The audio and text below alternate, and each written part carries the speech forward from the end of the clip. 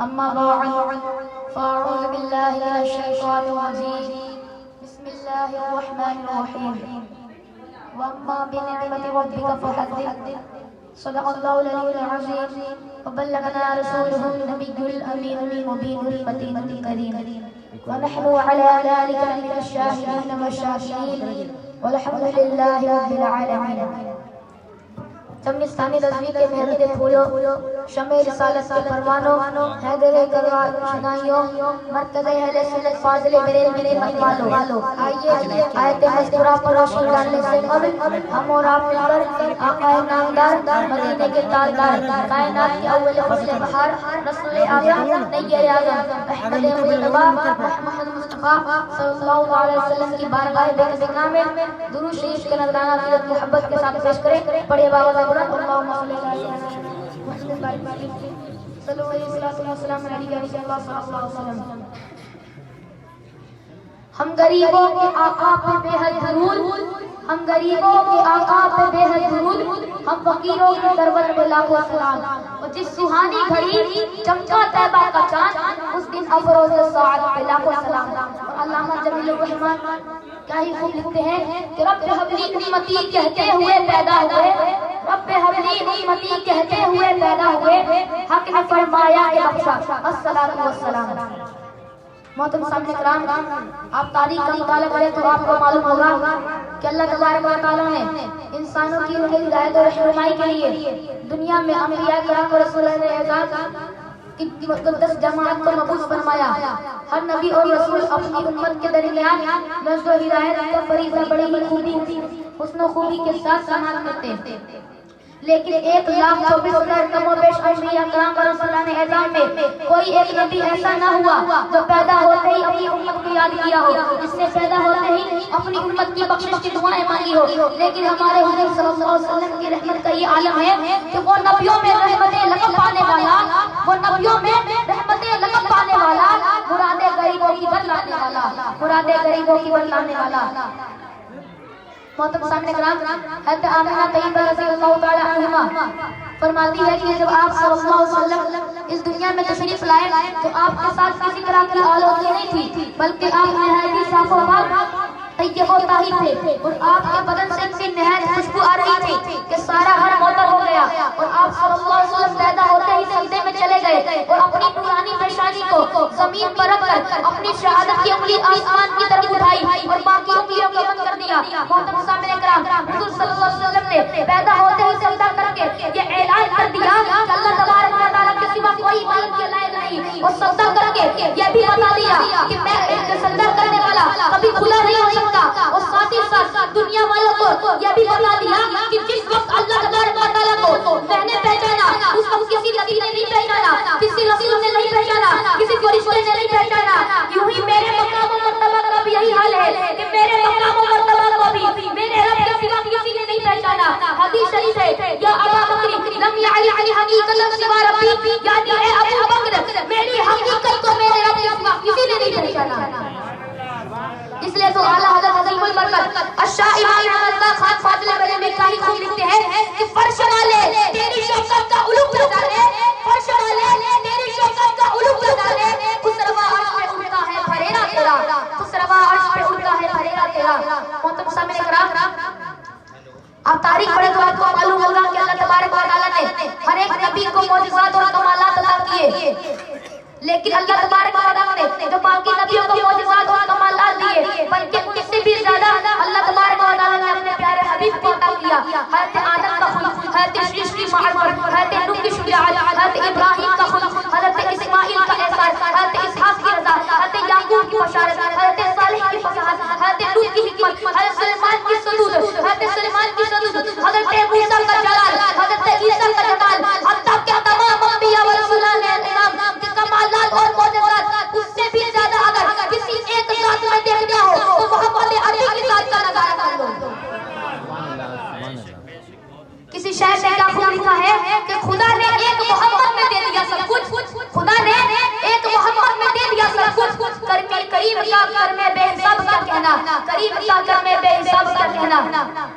محترم سامعین کرام، حضور صلی اللہ علیہ وسلم پیدا ہوتے ہی سجدہ کیا اور اپنے گنہگار امت کے لیے دعائیں مانگی.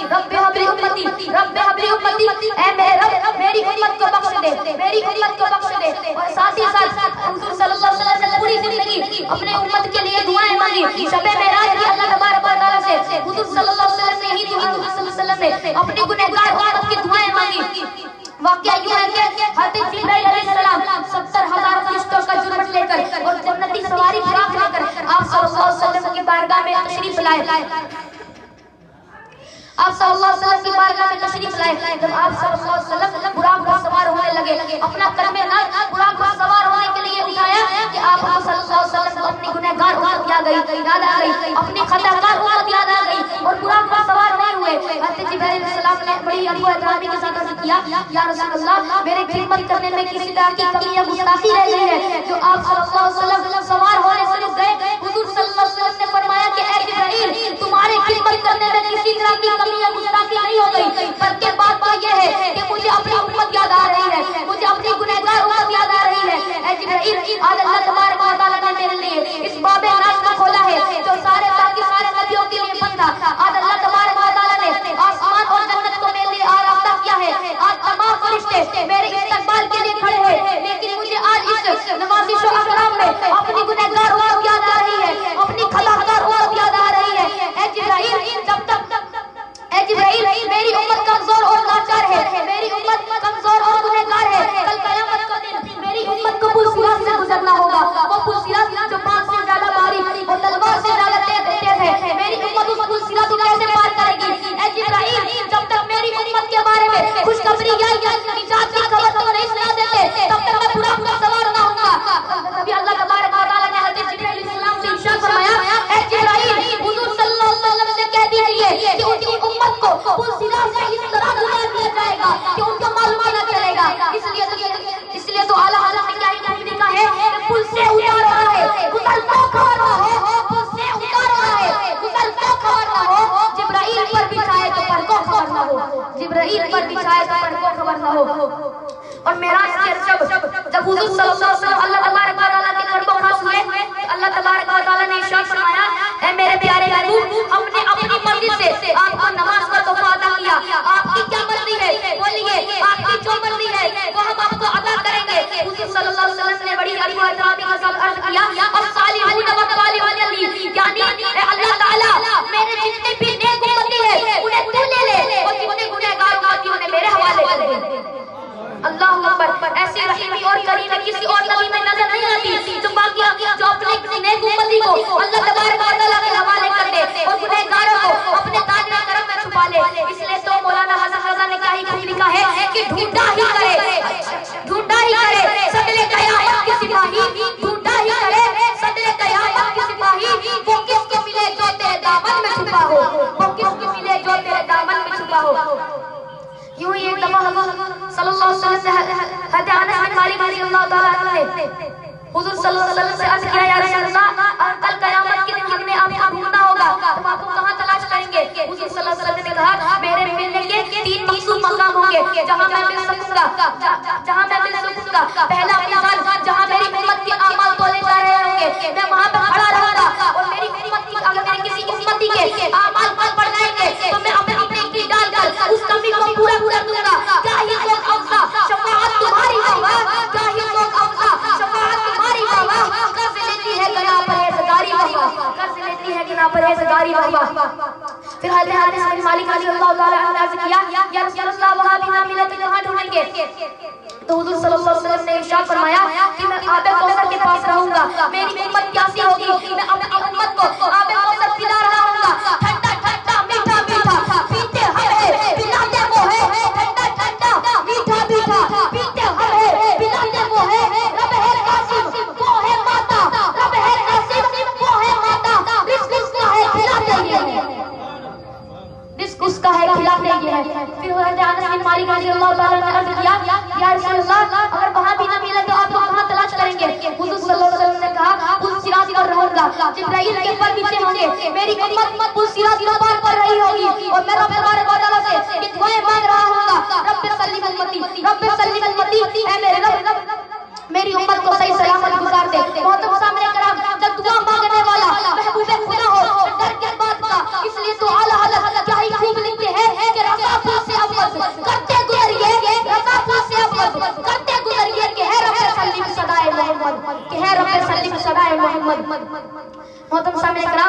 جب حضور صلی اللہ علیہ وسلم کی وصال کی گھڑی قریب آئی، یعنی جب حضور صلی اللہ علیہ وسلم کی طبیعت عالی ہوئی تو آپ صلی اللہ علیہ وسلم کے قریب خاتون جنت حضرت فاطمہ الزہرا رضی اللہ تعالی عنہا تھی کہ دروازے پر دستک آتی ہے، حضرت فاطمہ الزہرا رضی اللہ تعالی عنہا اٹھتی ہے، دروازے کے پاس جاتی ہے اور فرماتی ہے کہ ابھی حضور کی طبیعت عالی ہے، کچھ دیر بعد آئیے گا۔ ایسے دروازے پر 3 بار دستک آتی ہے، جب تیسری بار دستک آتی ہے تو حضور صلی اللہ علیہ وسلم حضرت فاطمہ الزہرا کا ہاتھ پکڑ لیتے ہیں اور فرماتے ہیں کہ اے میری بیٹی فاطمہ سنو، دروازے جا کے کھول دو، کیونکہ دروازے پر آنے والا کوئی اور نہیں بلکہ ملک الموت ہے۔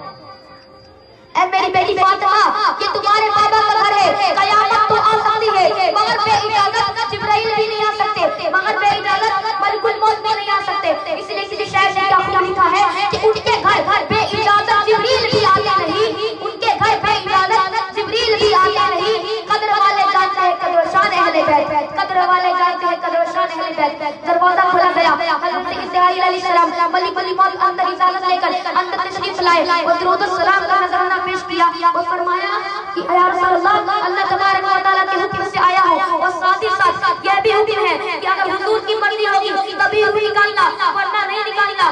یا رسول اللہ، آپ کی مرضی کے مطابق ہوں، آپ کی کیا مرضی ہے بتائیے۔ حضور صلی اللہ علیہ وسلم نے فرمایا اے ملک الموت، پہلے یہ تو بتاؤ کہ مرنے والے کو مرتے وقت کتنی تکلیف ہوتی ہے۔ ملک الموت علیہ السلام نے عرض کیا یا رسول اللہ، مرنے والے کو مرتے وقت 1000 تلواروں کا جھٹکا کے برابر تکلیف ہوتی ہے۔ حضور صلی اللہ علیہ وسلم نے فرمایا کہ میری امت کو بھی اتنی تکلیف ہوگی؟ حضرت ملک الموت علیہ السلام نے عرض کیا ہاں یا رسول اللہ، آپ کی امت کو بھی اتنی تکلیف ہوگی۔ اتنا سنا تھا کہ حضور صلی اللہ علیہ وسلم بے قرار ہو گئے، بے چین ہو گئے اور روتے ہوئے ارشاد فرمایا کہ اے ملک الموت، میں تم کو تب تک اپنی روح نکالنے کی اجازت نہیں دوں گا جب تک تم اللہ تبارک و تعالیٰ سے اس بات کی ضمانت لے لے لو کہ قیامت تک میرے جتنے بھی امتی ہیں ان کے مرتے وقت جتنا تکلیف ہوگا ان ساری تکلیفوں کو میری روح کی قبض کرتے ہو مجھے اوپر ڈال دو، میں ساری تکلیفوں کو برداشت کر لوں گا، مگر میری امتی پر ذرا بھی تکلیف ہو تو یہ مجھے گوارا نہیں ہو سکتا۔ اتنا کہنا تھا کہ اللہ تبارک و تعالیٰ حضرت اسرائیل علیہ السلام سے فرماتا ہے کہ اے ملک الموت، میرے محبوب سے کہہ دو کہ ان کی امت کی روح اس طرح نکال دی جائے گی جیسے گوندے ہوئے آٹا سے بال نکال لیا جاتا ہے اور انہیں معلوم بھی نہ چلے گا کہ ان کی روح نکل گئی۔ محترم سامعین کرام، اللہ تبارک و تعالیٰ کا لاکھ لاکھ شکر و احسان ہے کہ اس نے ایسا بخاری اور رحمی کریمی والے نبی ہم گنہگار امتیوں کو عطا فرمایا، ایسے رحمی کریمی والے نبی پر ہماری سوچ جانے قربان۔ اس لیے تو اعلیٰ حضرت عظیم البرکت اشاہ امام اللہ خان فاضل بریلوی کیا ہی خوب لکھتے ہیں کہ کیوں کہوں بے قص ہوں میں، کیوں کہوں بے بس ہوں میں، کیوں کہوں بے قص ہوں میں، کیوں کہوں بے بس ہوں میں، تم ہو اور میں تم پہ فدا، تم پہ کروڑوں درود اور کر کے تمہارے خدا مانگے تمہیں سے پناہ، کر کے تمہارے خدا مانگے تمہیں سے پناہ، تم کہو دامن میرا، تم پہ کروڑوں درود۔ محترم سامعین کرام، حضور صلی اللہ علیہ وسلم نے پوری زندگی اپنی گنہگار امت کو یاد کیا، پوری زندگی اپنی خطاکار امت کو یاد کیا۔ اس لیے اپنی امت کو بھی یہ امت پہ بھی یہ واجب ہے کہ ہر وقت سوتے جاگتے اٹھتے بیٹھتے اپنے نبی یا نبی یا نبی کا ترانہ گاتا رہے، یا نبی نبی یا نبی کی صدائیں لگاتا رہے۔ اعلیٰ حضرت کیا ہی خوب لکھتے ہیں کہ جو نہ بھولا ہم غریبوں کو رضا، جو نہ بھولا ہم غریبوں کو رضا، یادداشت کی اپنی عادت کیجئے اور بیٹھتے اٹھتے مدد کے واسطے، بیٹھتے اٹھتے مدد کے واسطے یا رسول اللہ کی کثرت کیجئے، بیٹھتے اٹھتے مدد کے واسطے یا رسول اللہ کی کثرت کیجئے۔ اور کسی شاعر نے کیا خوب لکھا ہے کہ جو ساقی کوثر کا وفادار نہیں ہے، جو ساقی کوثر کا وفادار نہیں ہے، وہ کوثر و تسلیم کا حقدار نہیں ہے۔ اور ایسا ہی لو دونوں طرح سرکار سے لے لو، ایسا ہی لو دونوں طرح سرکار سے لے لو، دینے سے انہیں آج بھی انکار نہیں ہے، دینے سے انہیں آج بھی انکار نہیں ہے۔ محترم سامعین کرام، اسی کے ساتھ میں اپنی گفتگو کو مکمل کرتا ہوں۔ میرے سے پڑھنے میں یا پھر آپ کے سننے میں کسی طرح کی لفظ غلطیاں ہوتی ہیں، میں سے توبہ استغفار پڑھتا ہوں۔ آپ لوگ پڑھ لیجیے استغفر اللہ رب العالمین سے سے بولی لا الہ الا اللہ محمد رسول اللہ صلی اللہ علیہ وسلم۔ وما علینا الا البلاغ۔ السلام علیکم۔